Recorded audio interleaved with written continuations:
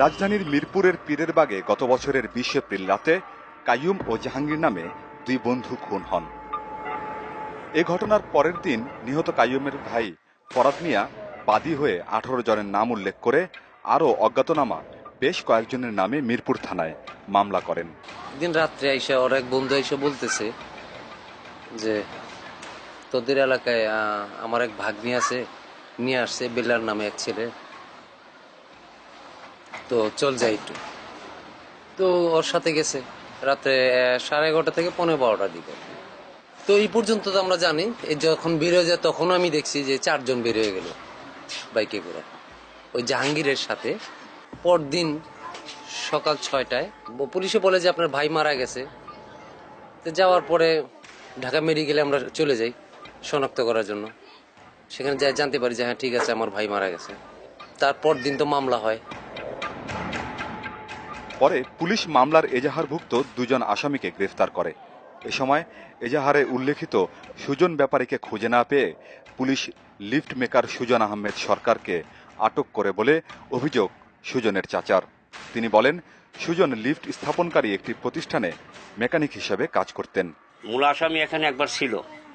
আমার বড় ভাই দেখিয়া তা ওনাকে ফোন দিছি যে আমরা মূল আসামি দেখছি, তা আপনি আসেন বা আপনি দেখে রাখেন, আমরা দূরে আছি, পরে আসবো না।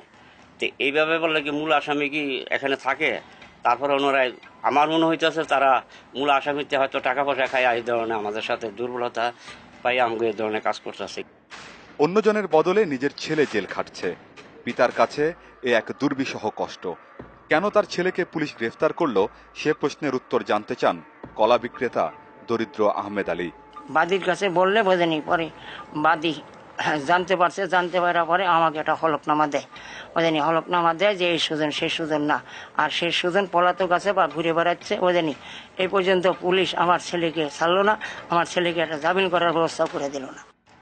এই মামলায় এজাহারভুক্ত আসামিদের মধ্যে যাদের গ্রেফতার করা হয়েছিল তাদের অনেকেই জামিনে ছাড়া পেলেও টাকার অভাবে সুজনের জামিন মেলেনি বলে জানান তার বাবা।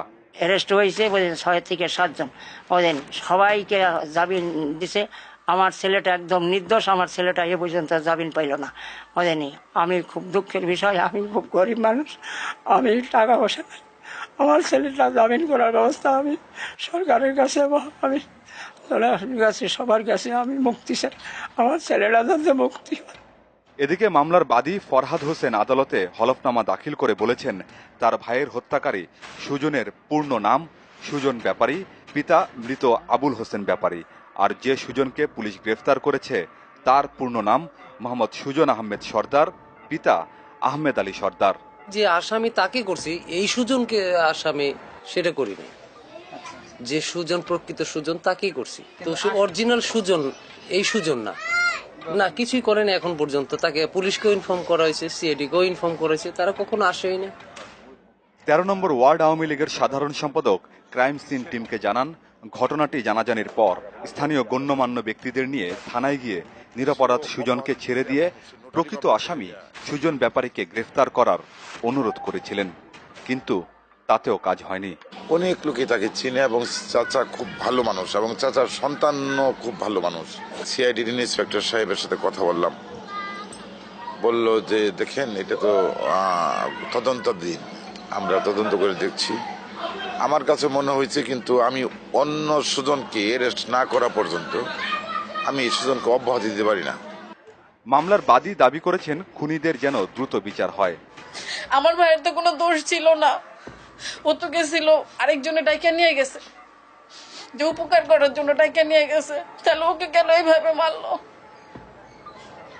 আমার ভাইয়ের সুষ্ঠু বিচার কেন আমরা এখনো পাইলাম না? প্রকৃত আসামি এখনো ধরা পড়ে না।